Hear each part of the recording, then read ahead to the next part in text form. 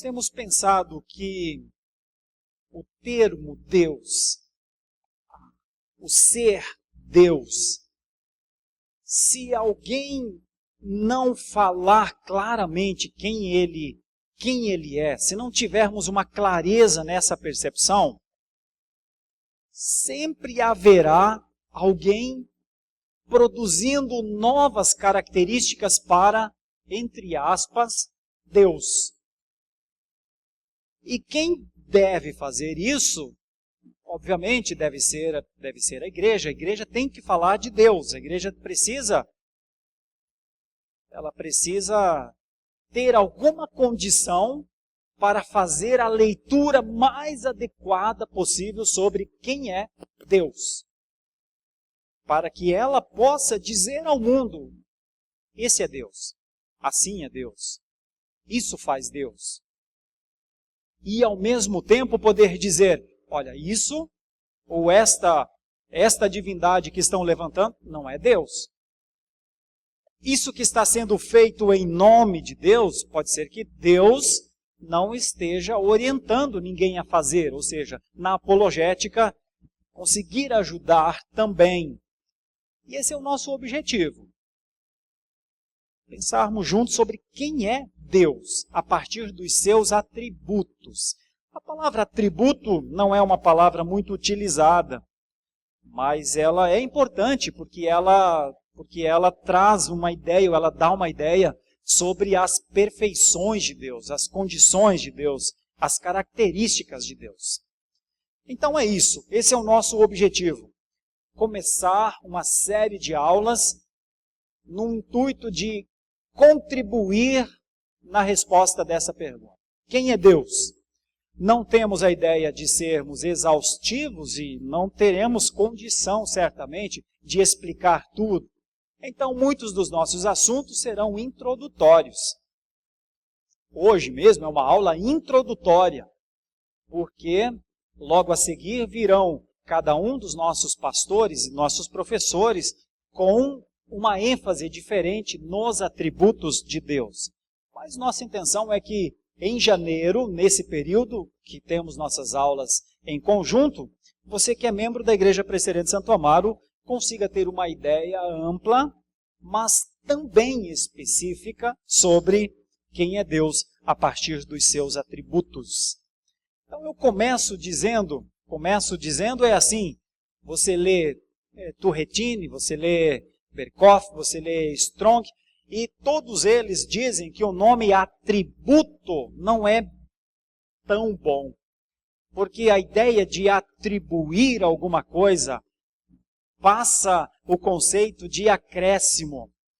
Então parece que está se acrescentando alguma coisa a alguém com o termo atribuir. É como se eu dissesse, eu colocasse alguma coisa em Deus. Como se fosse assim, hipoteticamente. Deus é Deus. Só que eu digo que Deus é manso. Mas, de repente, Deus não está falando que ele é manso. Mas eu digo que ele é manso. Então, eu atribuo alguma coisa a Deus. Por isso a ideia de atributos, a palavra atributos, talvez não seja a melhor forma de falar desses assuntos. É que ficou conhecido por atributos de Deus, é um tema teológico. Então se fala muito dos atributos de Deus, mas sempre é bom explicar que o termo não é o melhor. Por quê? Porque nada pode ser acrescentado ao ser divino, a Deus, sobre quem ele é, nada. Então se eu falar assim, Deus é doce, mas isso é como se eu estivesse atribuindo alguma coisa. Ele pode não ter dito que ele é um ser doce. Dá para entender? Que a palavra atributo ela é um pouquinho complicada do ponto de vista do termo, da grafia, né?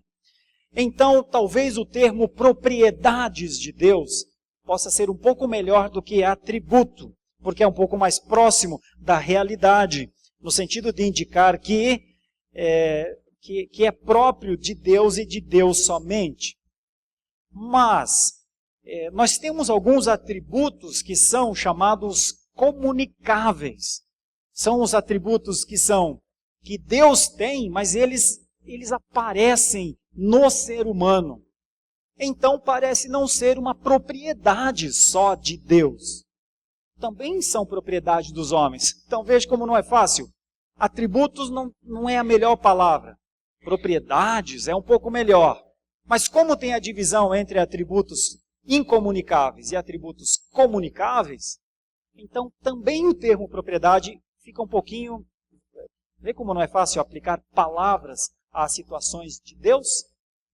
Por conta disso, por conta desses atributos, então, comunicáveis, o caráter absoluto do próprio, ou seja, propriedade de Deus, fica enfraquecido por causa disso.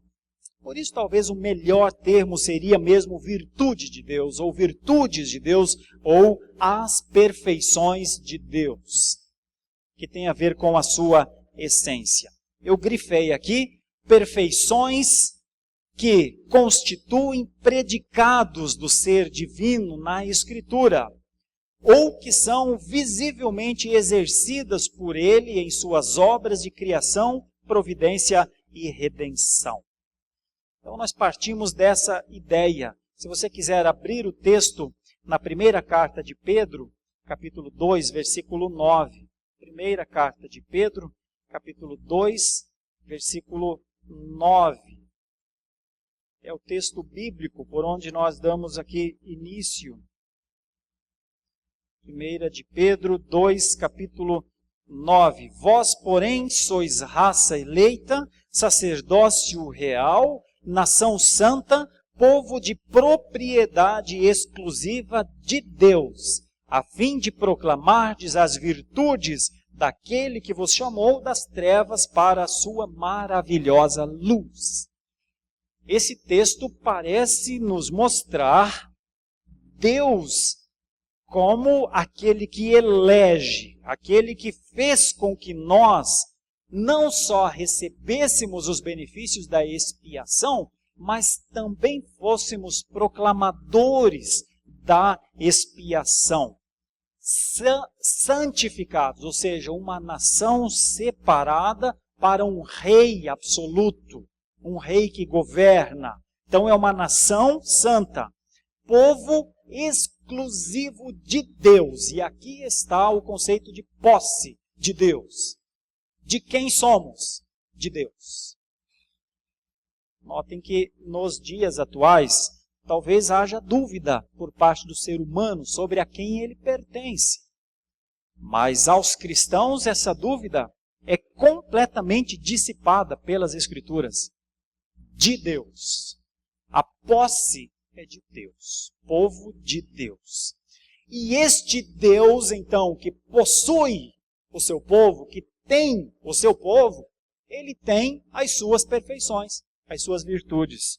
E nós tentamos estudar, então, quem é esse nosso rei? Quem é este que elegeu uma raça, que tornou um povo sacerdote, que deu a essa nação o predicado de santa, e que disse a essa nação, a esse povo, a essa família: vocês são meus, são meus. Quem é esse Deus que faz isso sem esperar contrapartida, né? E ao mesmo tempo, quem é este Deus na vida dos seus filhos? Porque uma coisa é Deus ser quem Ele é, e a Escritura falar dele para nós. Mas uma outra, por derivação, e como é ser? Como é ser raça eleita? Como é ser sacerdote real? Como é ser parte da nação santa? Como é viver como, diz o texto aqui, propriedade exclusiva de Deus? Como compreender a obediência ao soberano e, ao mesmo tempo, a liberdade, a livre agência? São assuntos que nós precisamos entender. Começamos assim, lentamente, a estudar sobre a pessoa de Deus. Usaremos o termo atributo, ainda que entendamos que virtude ou excelência é melhor. É isso.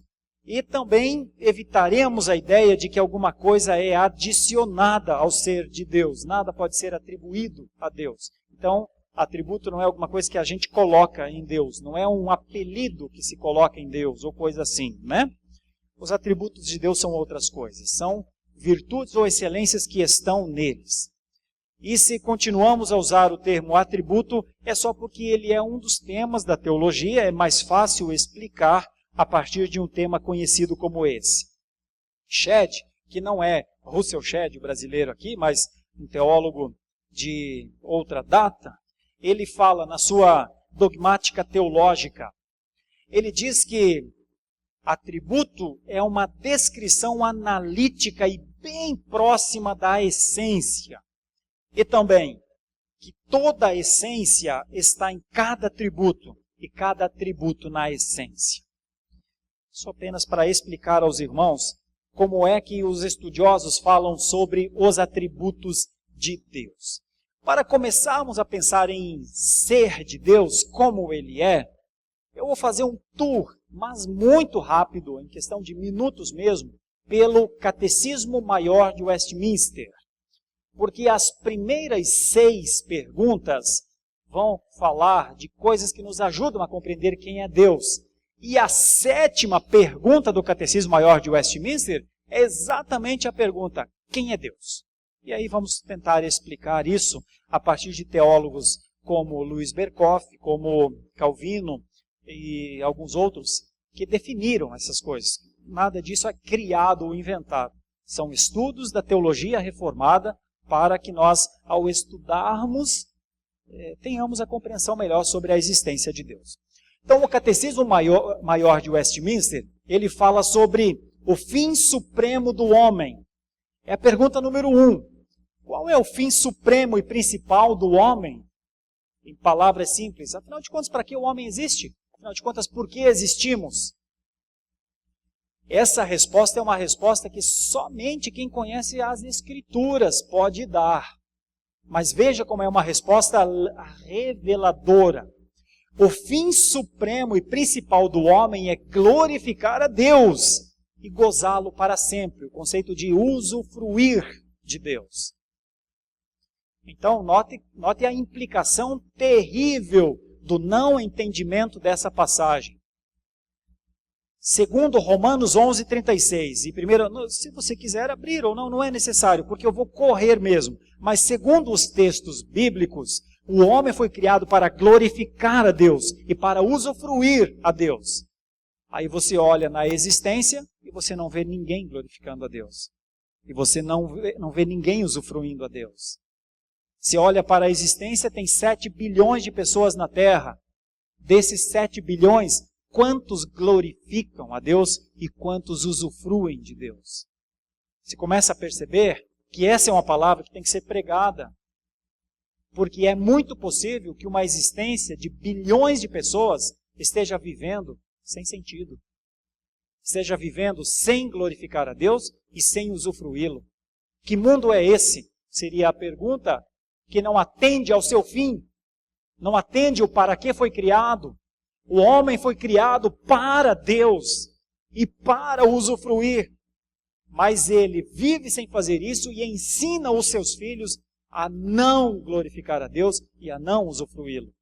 Geração após geração. Então, vê a preocupação do Catecismo Maior de Westminster. A segunda, de onde se infere que há um Deus?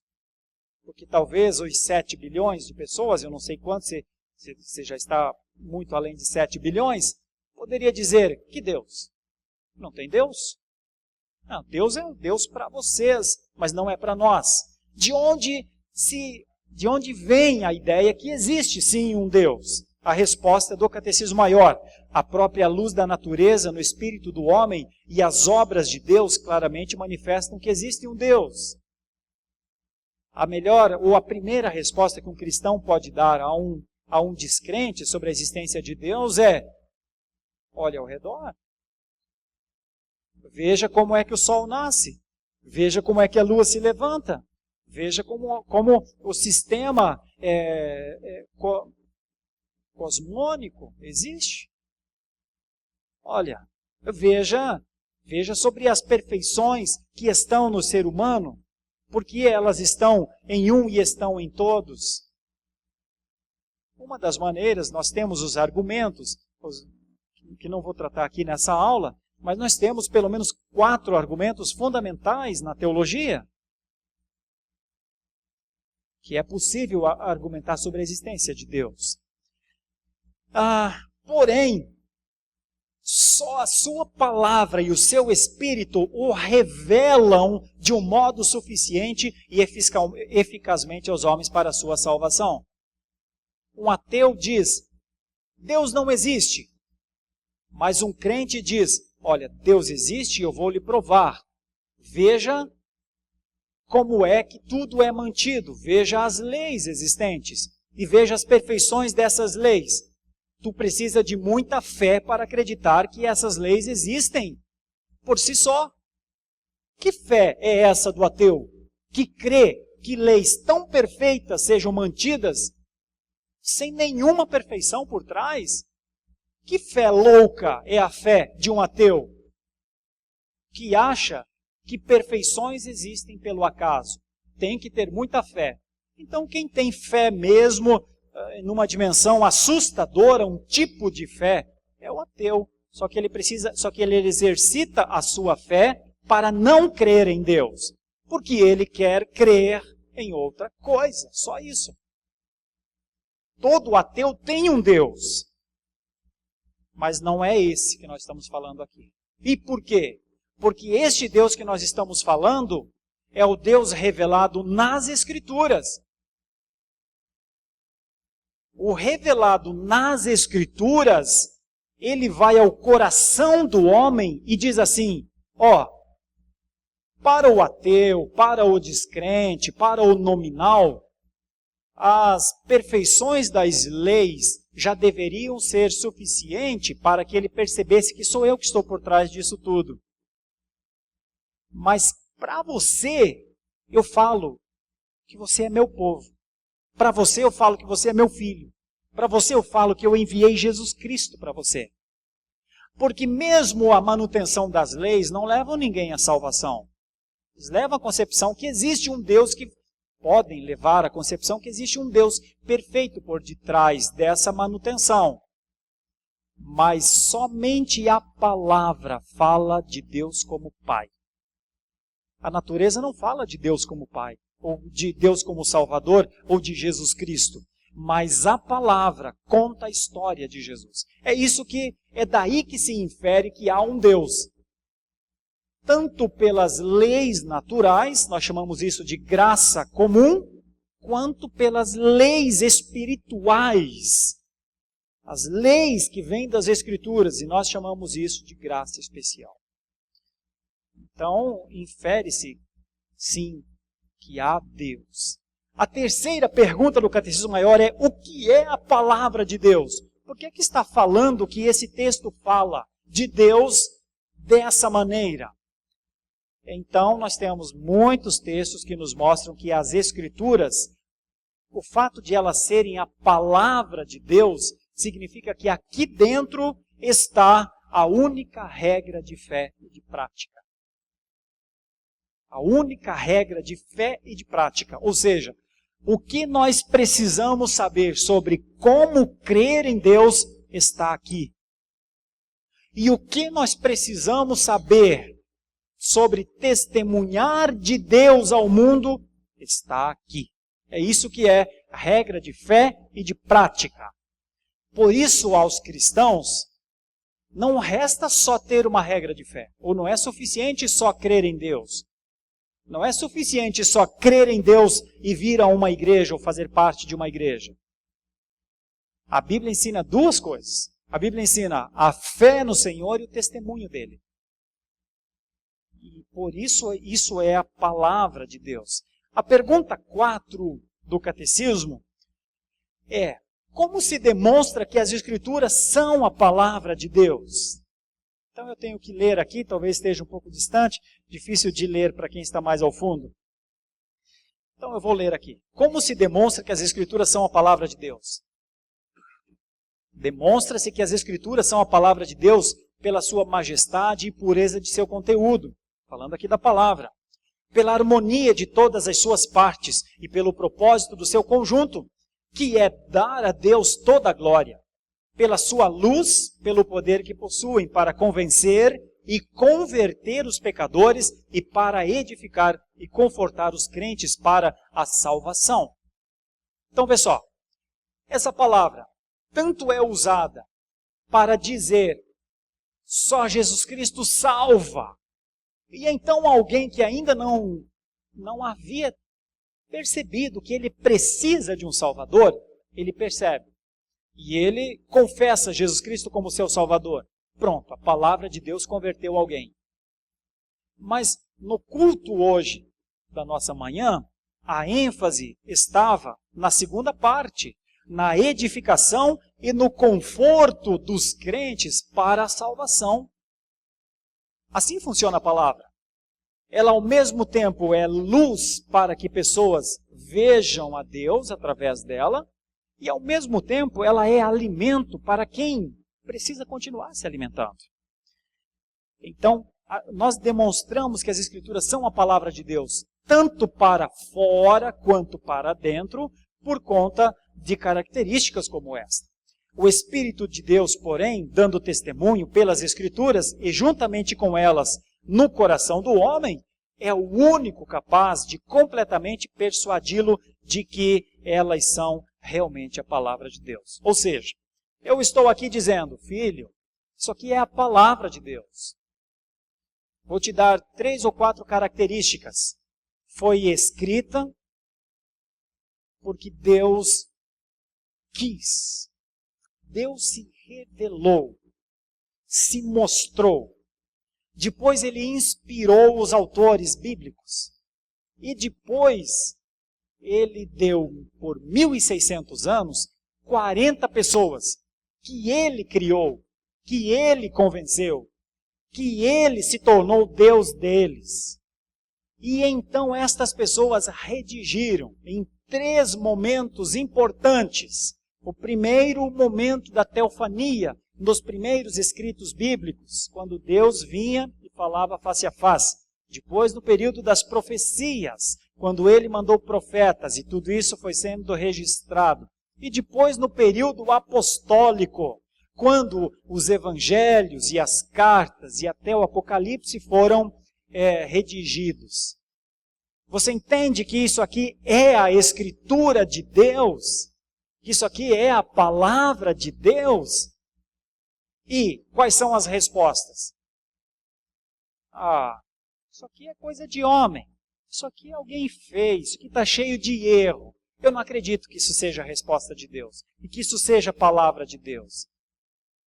Então você pode argumentar com dados, com ênfase, com aparato crítico, indo para os textos originais, buscando os fragmentos da época. Mas a pessoa diz, não, ainda assim não acredito. Por quê? Porque só o Espírito pode convencer no coração que isso é a palavra de Deus. Agora veja o outro lado. Eu falo isso, ou nem precisava falar isso que eu estou falando, e você já acredita que é a palavra de Deus. Talvez você já acredita que é a palavra de Deus, crê que é a palavra de Deus, e quando eu lhe falo, olha, a palavra de Deus foi composta em 3 períodos especiais, você diz, puxa, isso eu não sabia. Mas mesmo sem saber que Deus, com 40 autores, construiu as Escrituras em 1.600 anos, você já crê. Por quê? É isso que o texto está falando. O Espírito persuade. Não é o convencimento humano. Eu posso passar anos falando a alguém sobre as perfeições de Deus e ele vai ao final falar, muito obrigado, valeu, mas você é você. Por quê? E por quê? Esse é o grande problema. Porque o Espírito não persuadiu. Porque o Espírito não convenceu. porque o Espírito não clareou. E se o Espírito não clarear, não adianta a pregação. Os pais sabem muito disso quando tentam ensinar verdades que eles conhecem aos seus filhos, e os seus filhos têm alguma dificuldade de compreender. Eu sei que os filhos diriam, então agora meu pai e minha mãe vão aceitar a minha desobediência, porque se o Espírito não me convencer que eu tenho de fazer tal tarefa, né? Então, não faço porque a culpa é do Espírito. E eu diria que sim, que em certa medida é até uma verdade. Só que é uma triste verdade para aquele que não foi contemplado com os privilégios da luz, da claridade, da consciência e até mesmo da inteligência. Então, o filho pode argumentar, eu sou o que sou porque o Espírito não me mostrou ainda a verdade. Mas ao mesmo tempo em que ele tem essa consciência, precisaria lamentar profundamente o seu estado à margem da consciência e das responsabilidades. Assim é com os cristãos. Nós cristãos, quando atribuímos as coisas a Deus para justificar as nossas falhas, deveríamos nos perguntar, por que é que Deus me deixou fora? Por que é que eu estou de fora? Por que é que eu não estou na compreensão profunda? Por que é que eu não testemunho a Deus? Por que é que eu não dou testemunho de Deus? Por que é que as pessoas não sabem de Deus a partir de mim? E você vai descobrir lá no final que é porque Deus te deixou fora do privilégio. E aí a grande questão não é justificar. Porque justificativas são só desculpas para as pessoas. O problema mais sério é entender por que é que eu estou de fora de uma coisa tão preciosa como é a adoração ao Senhor e o testemunho à minha geração. Então o Catecismo Maior tem respostas a isso, né? Sobre didática bíblica, o que é que as Escrituras principalmente ensinam? Já estou na pergunta 5. As Escrituras ensinam principalmente que o homem deve crer acerca de Deus e o dever que Deus requer do homem. E a pergunta 6. Que revelam as Escrituras? E agora começamos a chegar no assunto. Que revelam as Escrituras acerca de Deus no Catecismo Maior de Westminster? As Escrituras revelam o que Deus é. Em João 4:24, Jesus disse à mulher lá no poço de Jacó, Deus é Espírito e procura adoradores que o adorem em Espírito. Em Êxodo 34, da mesma forma. Bom, as Escrituras revelam quantas pessoas há na divindade, que para nós é a Trindade, Pai, Filho e Espírito Santo. Mateus 28:19. Nós temos a grande comissão.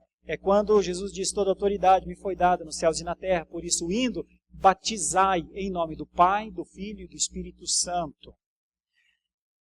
Quais são os seus decretos? Qual é a palavra de Deus ao mundo? Isso tudo as Escrituras revelam. E como Deus executa os seus desígnios? Porque Ele executa e continuará a executar. Então isso é o que as Escrituras revelam. E aí vem a pergunta 7. Quem é Deus?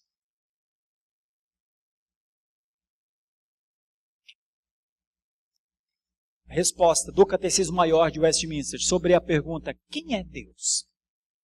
Isso com textos bíblicos que podem ajudar. Se você tiver gosto por isso e quiser printar essa tela ou quiser fazer uma foto, fique à vontade, porque essa tela ela é um resumo bem importante. Para quando você estiver em casa e de repente pensar, deixa eu me lembrar aqui sobre quem é Deus, o que o pastor mesmo falou sobre Deus, o registro sintético está aqui. A resposta é que ele é Espírito. Nós vamos entender o que é Espírito. Que ele é Deus em si e por si, infinito em seu poder. Nós vamos entender o conceito de independência de Deus e o conceito de infinitude de Deus. Nós vamos entender que ele tem a glória nele mesmo, as bem-aventuranças nele mesmo e as suas perfeições. O que é o Deus todo-suficiente? O que é o Deus eterno? O que é o Deus imutável? O que é o Deus insondável? O que é o Deus onipresente, onisciente e onipotente? Quem é o Deus sábio, santo, justo, misericordioso, clemente, longânimo, bom e verdadeiro, de Êxodo 34. Esse é o objetivo desse mês. Estudarmos um por um desses tópicos, os nossos pastores estarão trabalhando essa ideia aqui. Então essa é uma ideia resumida, mas é uma ideia super importante. Então nós vamos para os chamados atributos de Deus. Os atributos de Deus se dividem em incomunicáveis, que são os atributos que Deus tem nele e o homem não tem. Atributos incomunicáveis são os que Deus não entregou, não comunicou, não compartilhou, não divide. Nesse sentido, e muito restritos a si mesmo. E onde que eles estão? Quais são, né? Primeira ideia é a existência autônoma de Deus. É um atributo incomunicável. A segunda ideia é a imutabilidade de Deus. O Deus que não muda. A terceira é a ideia da infinidade de Deus. O infinito Deus. O Deus que não tem começo e não tem fim. Isso está dividido em 3 ideias. Perfeição, eternidade e imensidade. E o outro tópico é o da unidade de Deus. O quanto Deus é único na divindade. No conceito de Deus. O quanto Deus é unicista na divindade. Deus se divide entre Pai, Filho e Espírito Santo, ou há uma unidade? Então essas são as duas formas aqui. Unitas singularitatis e unitas simplicitatis. Então, é a ideia dos atributos incomunicáveis. E a outra ideia, deixa eu passar para frente, só para que os irmãos tenham uma ideia aqui do contexto, são os atributos comunicáveis. Esses atributos são a espiritualidade de Deus, ou seja, Deus comunica da sua espiritualidade, tanto é que nós também somos seres espirituais. Deus comunica os seus atributos intelectuais, tanto é que o conceito conhecimento, o conceito sabedoria, o conceito verdade, são conhecidos de nós. E nós até praticamos em certa medida. Claro que tirando a quebra de sermos seres humanos, né? Mas nós sabemos dessas coisas. O conceito dos atributos morais, como bondade, santidade e justiça, nós temos uma ideia do que é. E até buscamos. E também os atributos de soberania, como a vontade de Deus e poder de Deus. Nós não temos a vontade de Deus e o poder de Deus, mas temos nossas vontades e nossas condições. Então, dá para entender a diferença entre atributos incomunicáveis e atributos comunicáveis? Vou tentar explicar aqui para vocês, então, dentro dos atributos incomunicáveis, algumas coisas. Não demoro muito com isso. Vou trabalhar os 2 primeiros tópicos, então, o A e o B. A existência autônoma de Deus e o B, a imutabilidade de Deus. Depois, na outra tela, a infinidade de Deus e na outra tela, a unidade de Deus. Tá? O que é, então, a existência autônoma de Deus? É quando Deus é independente. Não depende de nada. Está escrito aqui, na passagem que eu escolhi, em João 5:26. Porque assim como o Pai tem vida em si mesmo, também concedeu ao Filho ter vida em si mesmo. Isso é Deus independente. Ele tem vida nele mesmo. Essa é uma característica incomunicável dele. Ele não depende de absolutamente nada. Ele não depende de coisas, absolutamente nada. Ele é independente em seu pensamento, sua vontade, seu poder, seu conselho. Uma outra ideia em relação a isso, então, é a imutabilidade de Deus. Deus não pode mudar, a palavra é aceidade. Deus não se nega, Deus não diz algo para não ser, ou Deus não diz alguma coisa como verdade e em algum momento fala alguma coisa que não é exatamente a verdade. Deus é sempre de um jeito só. Então Deus não muda. Os textos nos ajudariam, se fôssemos ir texto a texto, para chegar às conclusões. Deus não muda absolutamente nada. Tudo muda, mas Deus não muda. Ele é o mesmo Deus de ontem, de hoje e de amanhã. Ele não envelhece. Ele não cansa. Ele também não se renova. Ele sempre foi, é e será. Os conceitos de ser, do ser de Deus, o verbo grego eimi, eu sou, ele também é, eu estou sendo. Então, quando a gente fala que Deus é, não é só que Deus é, mas que ele sempre está sendo. Dá para pegar essa ideia do Deus permanente? Dá para pegar? Deus não é um Deus que só existe, mas é um Deus que está existindo. Que sempre existiu, existe e estará existindo. É o uso do gerúndio aí, que nós não usamos na língua portuguesa, mas ajuda aqui a entender. E este Deus que está existindo, não está mudando. Ele sempre permanece o mesmo. Então, essa é um atributo incomunicável de Deus. O outro atributo incomunicável de Deus tem a ver com a sua infinidade. Quais são os limites de Deus? Isso nós dividimos em 3 ideias. Perfeição absoluta, eternidade e imensidade. Enquanto perfeição absoluta, veja isso que é importante. Talvez possamos dizer que, em última análise, a infinidade de Deus é 2 coisas. Interna e qualitativamente, como ausência de toda limitação e defeito. E potencialidade ilimitada. Nesse sentido da palavra, a infinidade de Deus é simplesmente idêntica à perfeição do seu divino poder. A prova disso se acha em Jó, também em Salmo 145, Mateus 5, que é quando as pessoas questionam o poder de Deus. E a resposta é: não posso eu todas as coisas? O ser humano, por querer alguma coisa dentro do seu tempo, e aquilo não vir, já é motivo para ele questionar a Deus. Deus não existe.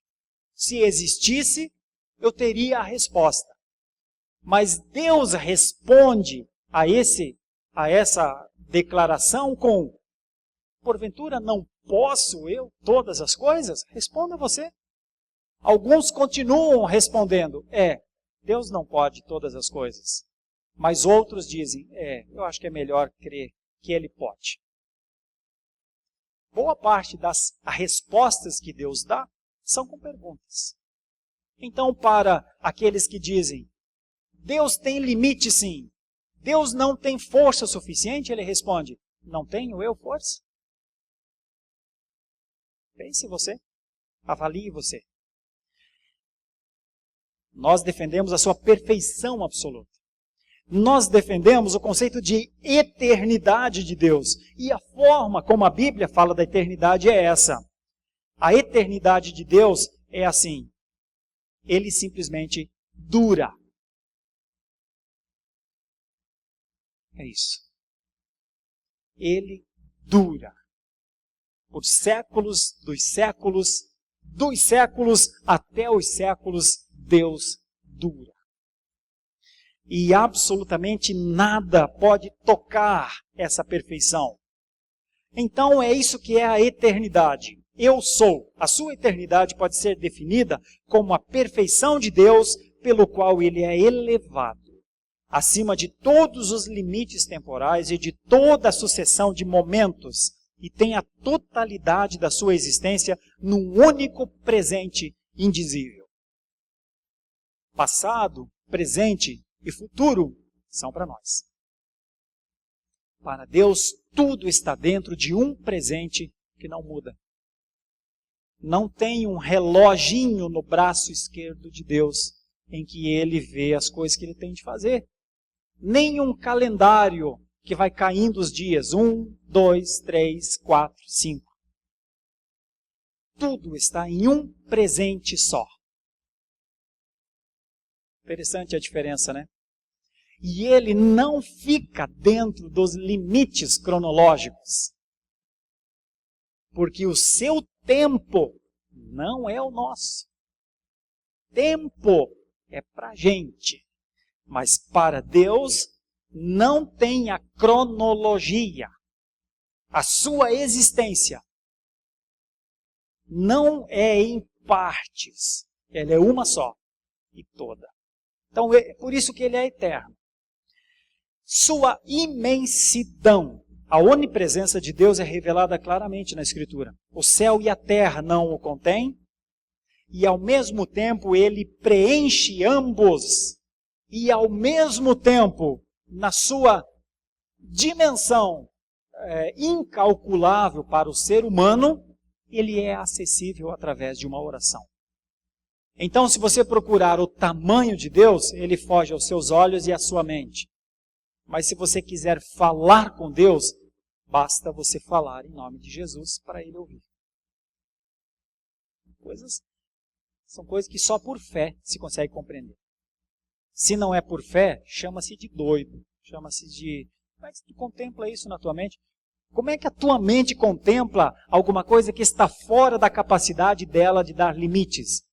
E como é que você faz dessa figura alguém que você conversa? E ainda que não vê.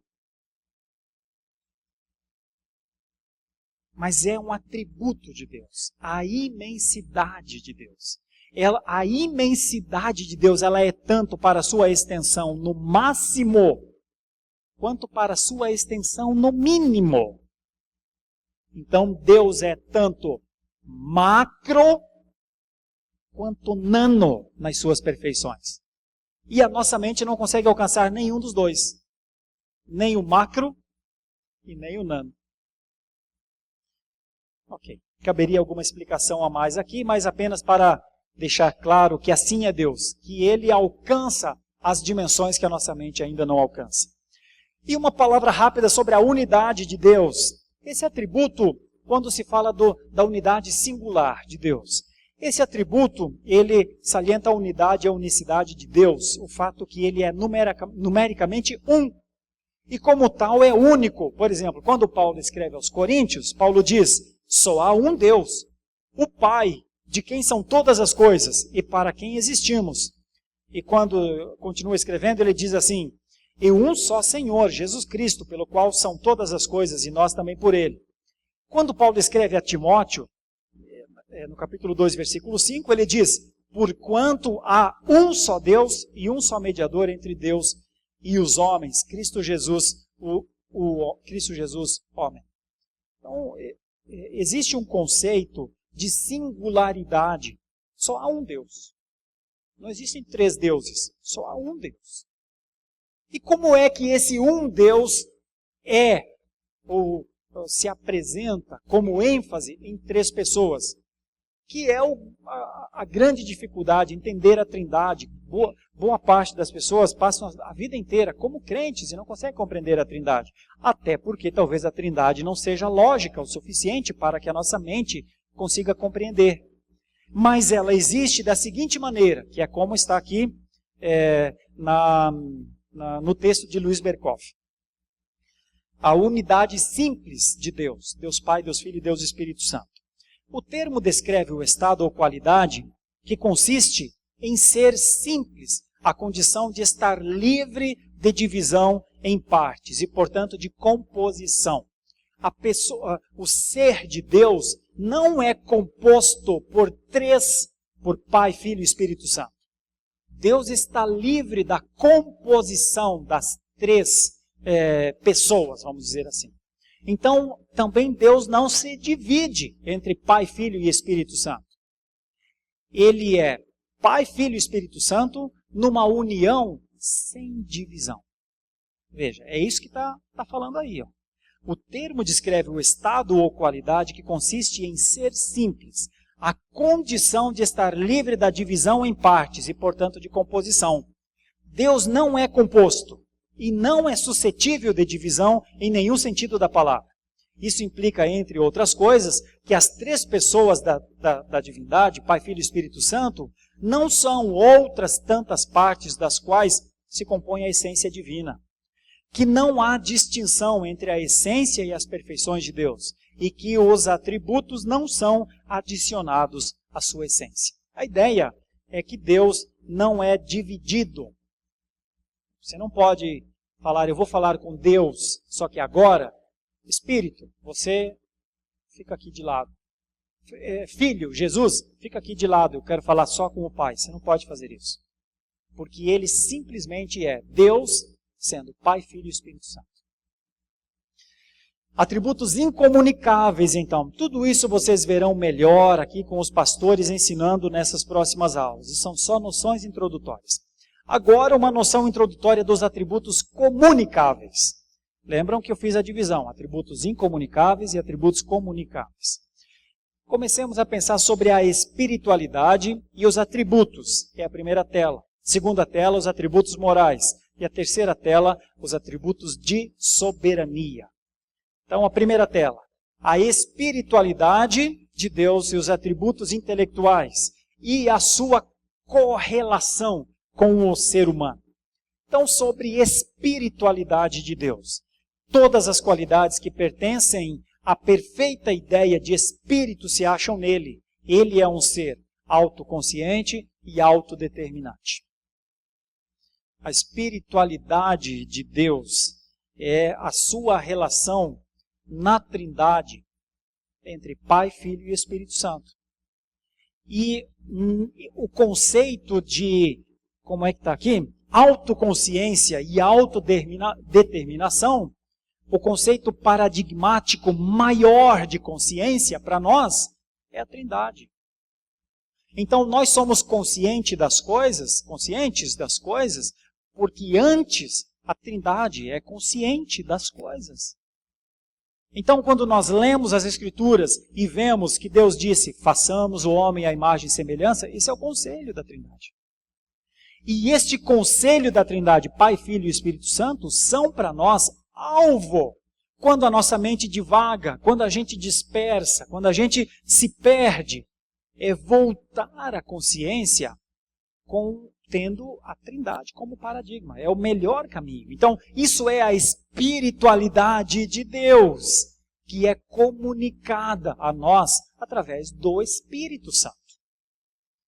O Espírito Santo continua a falar conosco para que nós reconheçamos quem é Deus, para que nossa vida esteja nas mãos de Deus através de Jesus Cristo e para que o Espírito de Deus continue a iluminar o nosso entendimento, para entender as coisas como elas são.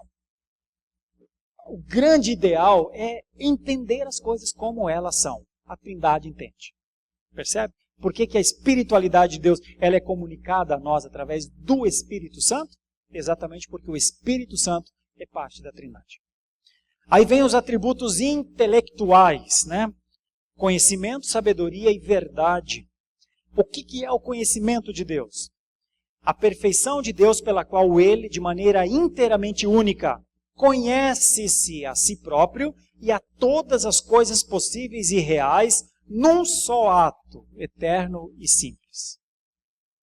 E como é que isso é comunicado a nós? Não foi assim que Paulo disse para Timóteo? Conhece-te a ti mesmo. Olha, nós somos ensinados a conhecer-nos a nós mesmos, porque antes de nós, Deus conhece-se a si próprio e a todas as coisas possíveis e reais. E nós somos convidados a esse conhecimento, para que não ignoremos as coisas como elas verdadeiramente são. Mas é um atributo que se comunica. A gente começa a pensar, não, isso aqui eu posso também desenvolver conhecimento. Veja a questão de sabedoria. A sabedoria de Deus, primeiro como ela é em Deus. A perfeição de Deus pela qual Ele aplica o seu conhecimento à consecução dos seus fins, de um modo que o glorifica o máximo. Isso aqui é como se Deus nunca errasse nos seus planos. Como se Deus, e como é, Deus nunca erra na sua vontade. E Deus emprega toda a sua energia na prática adequada de alguma coisa para um fim objetivo. E isso que é a sabedoria. Há muitos anos atrás, eu aprendi sobre sabedoria. Eu aprendi, para mim mudou a minha vida.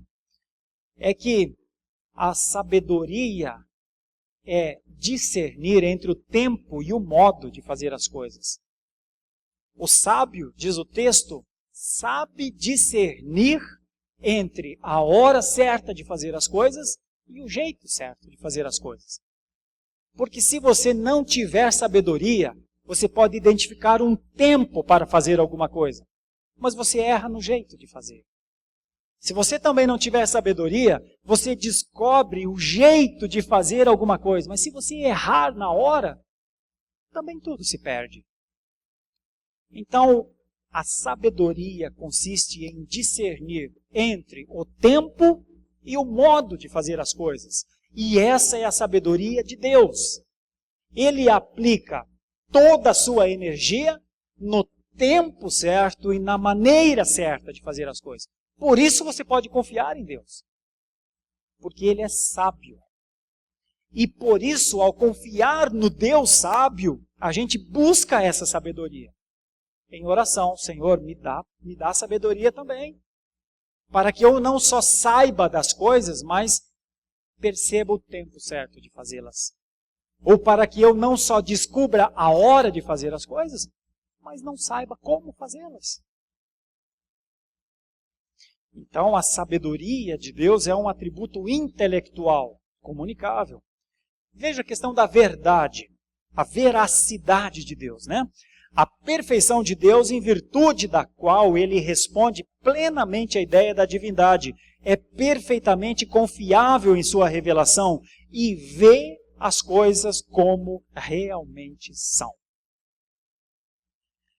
Por isso, quando Jesus disse, eu sou o caminho, eu sou a verdade, eu sou a vida, quando Ele disse, quem me vê a mim, vê ao Pai, é para acreditar, não para duvidar.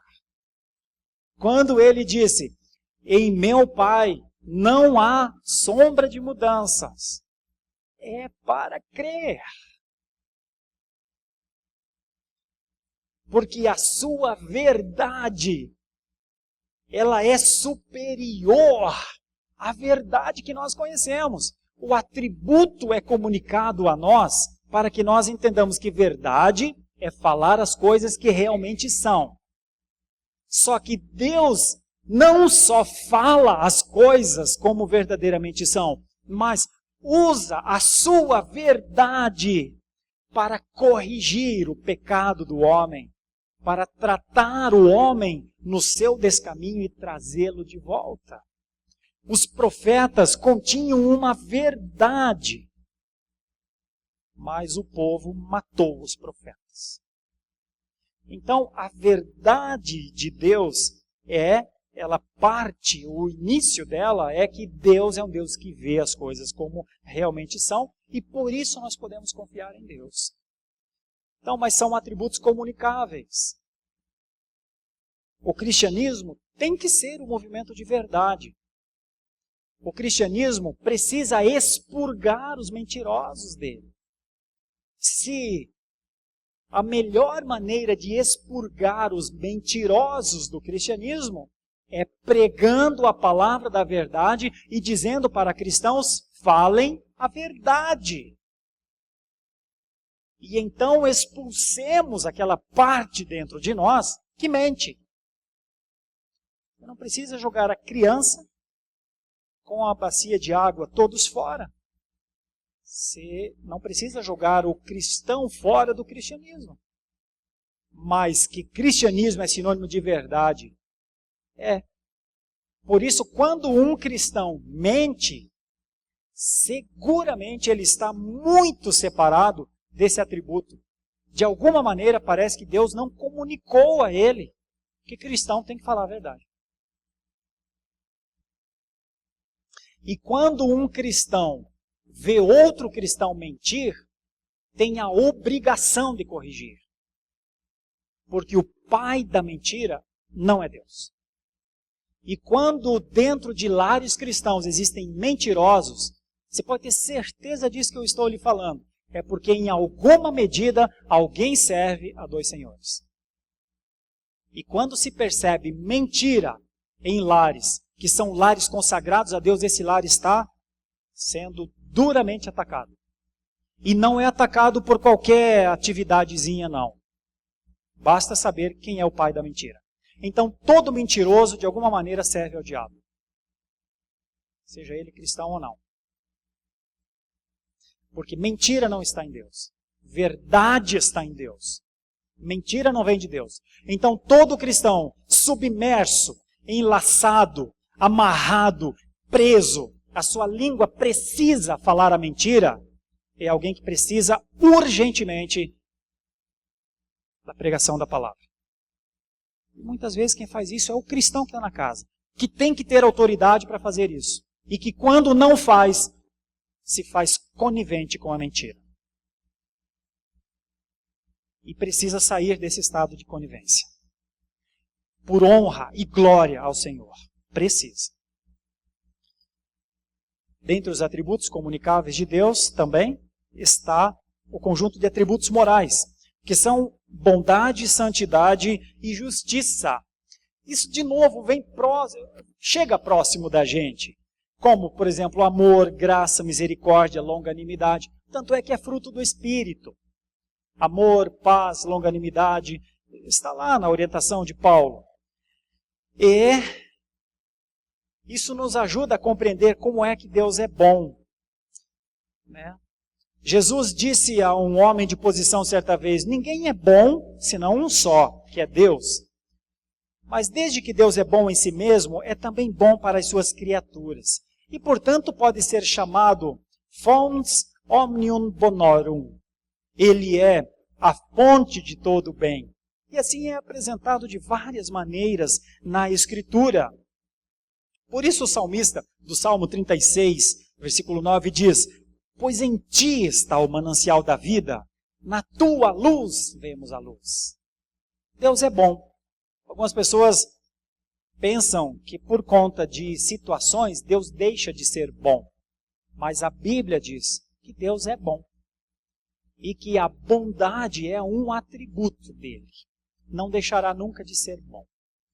A santidade de Deus é outra coisa importante, porque a santidade de Deus é o motivo para a nossa santidade. Nós não conseguimos ser santos sem compreender a santidade de Deus.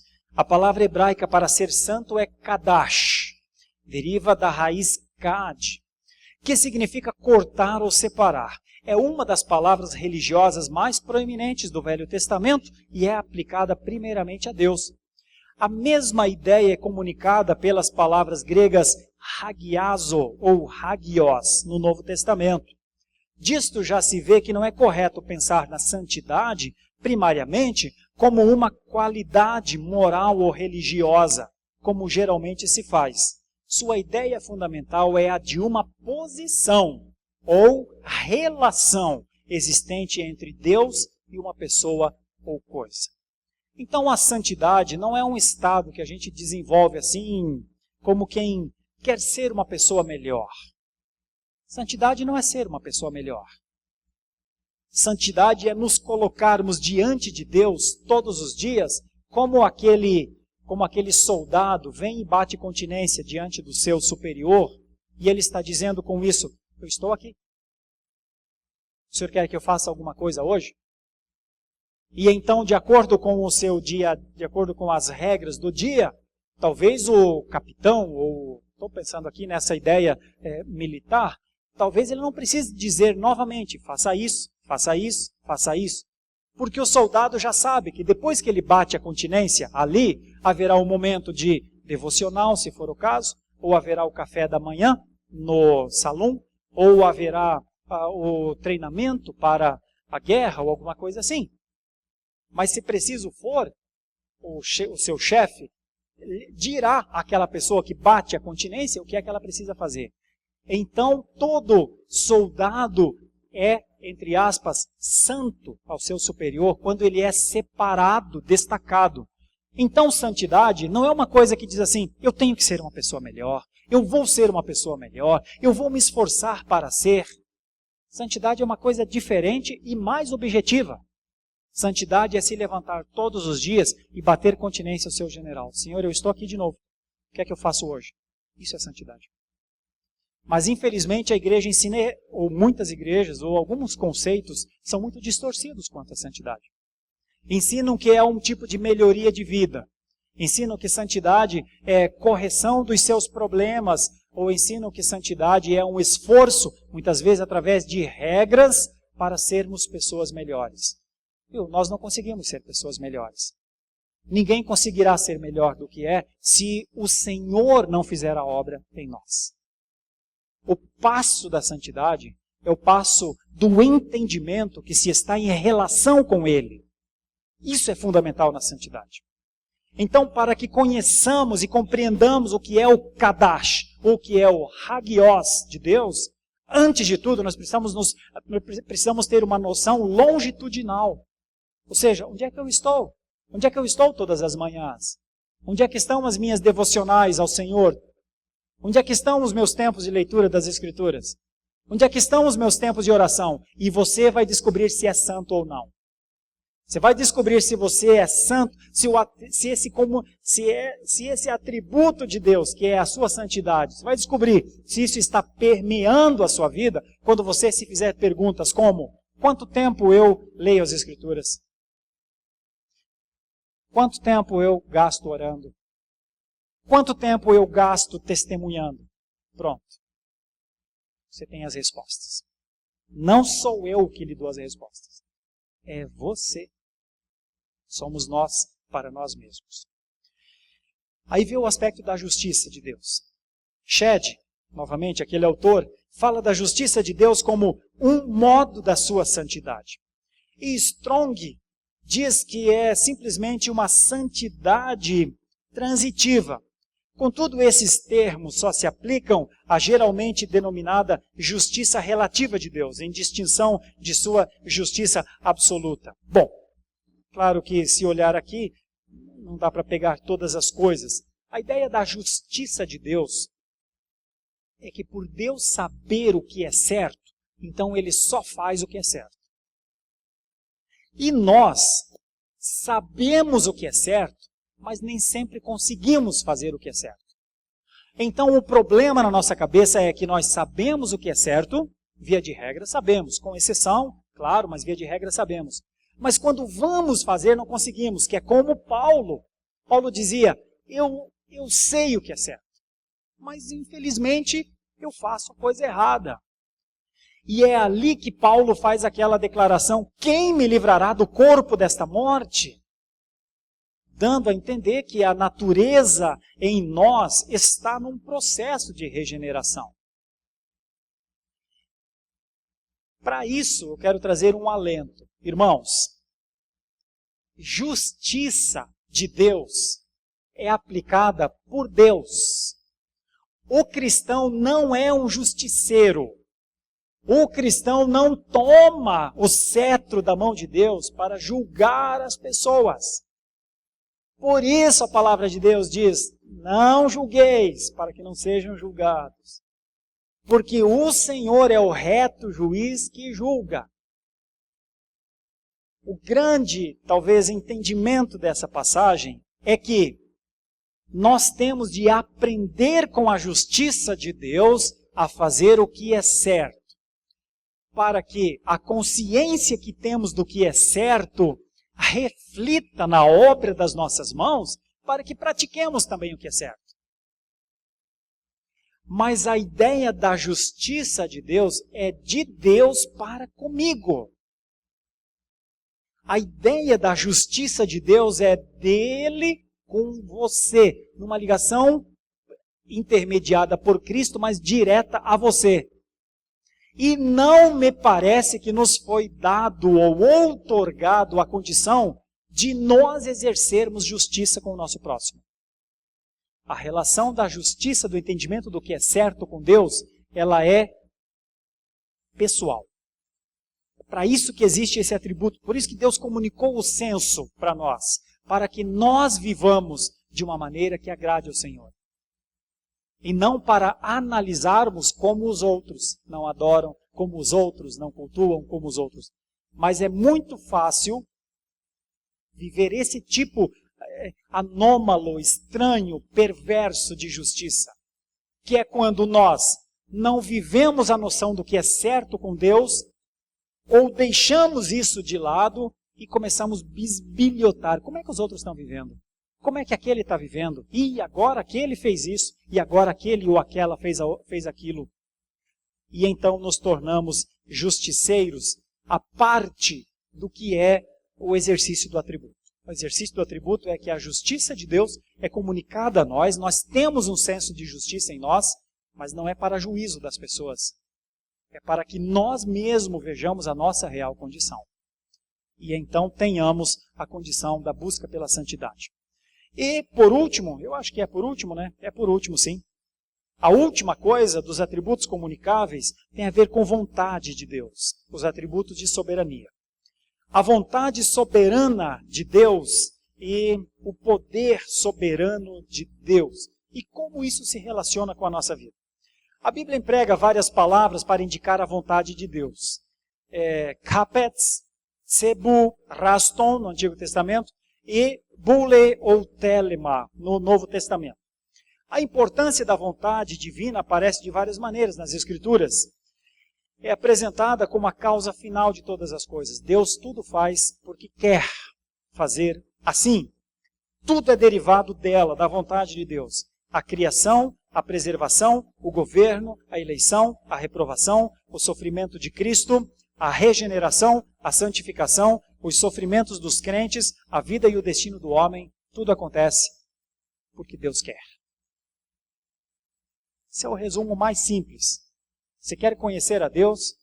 Saiba que Ele é alguém que está fazendo tudo o que a sua vontade quer. Quer compreender o poder soberano de Deus? Veja o que Charnock diz. Absoluto é o poder pelo qual Deus é capaz de fazer o que Ele não fará, mas que tem possibilidade de ser feito.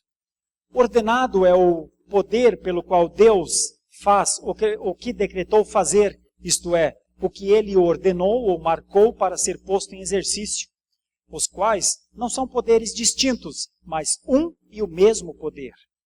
O seu poder ordenado é parte do seu poder absoluto, pois se Ele não tivesse poder para fazer tudo o que pudesse desejar, não teria poder para fazer tudo o que deseja.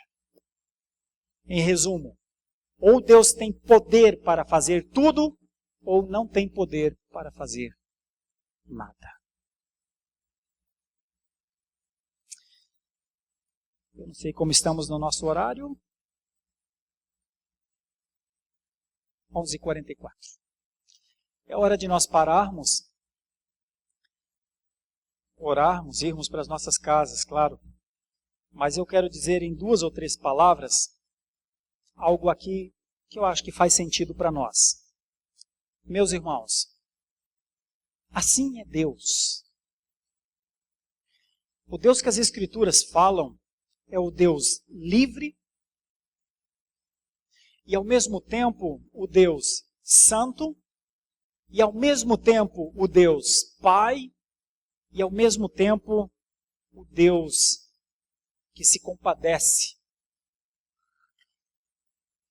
Assim é Deus.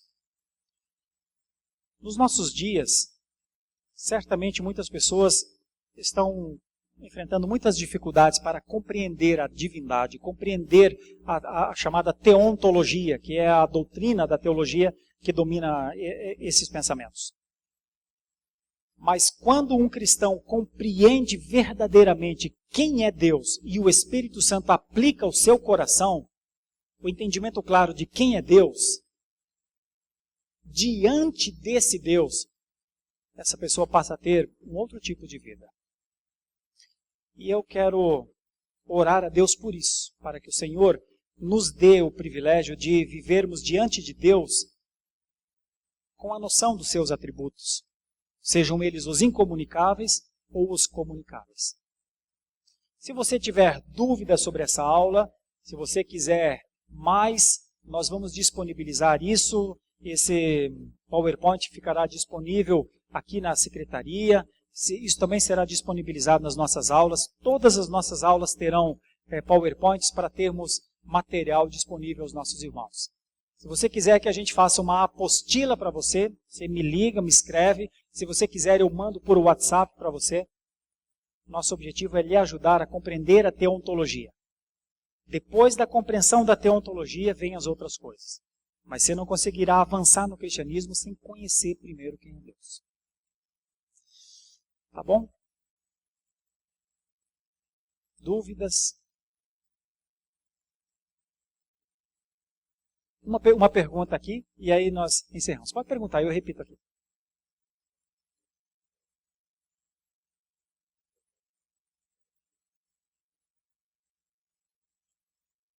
Ok. Como que é o nome da obra? Do Pink. Exatamente.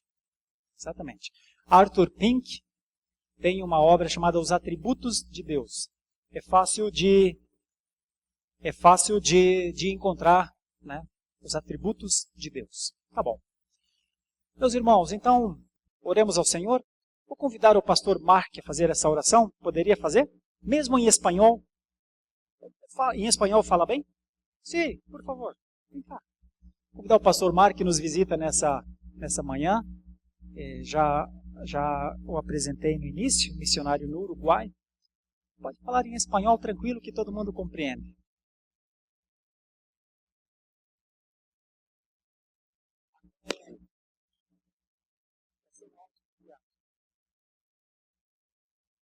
Bom dia, hermanos. Oremos.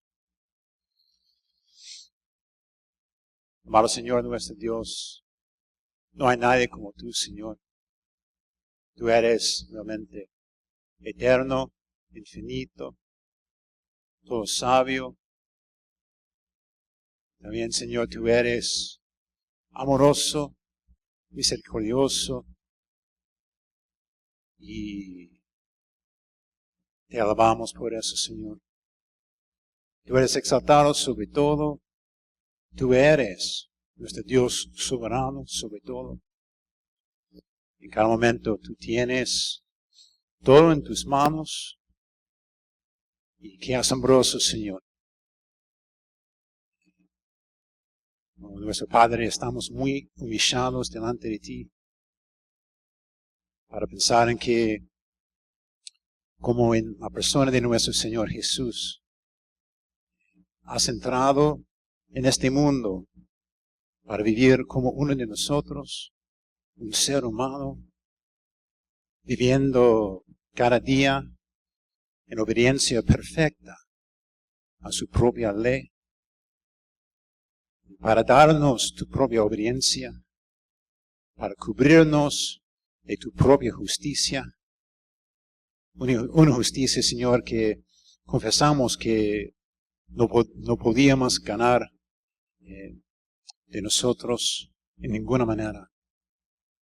Y Señor Jesús, tú nos diste tu propia vida en la cruz de Calvario, dándonos vida, sufriendo allí, tomando toda nuestra culpa por pecado y dándonos la vida eterna.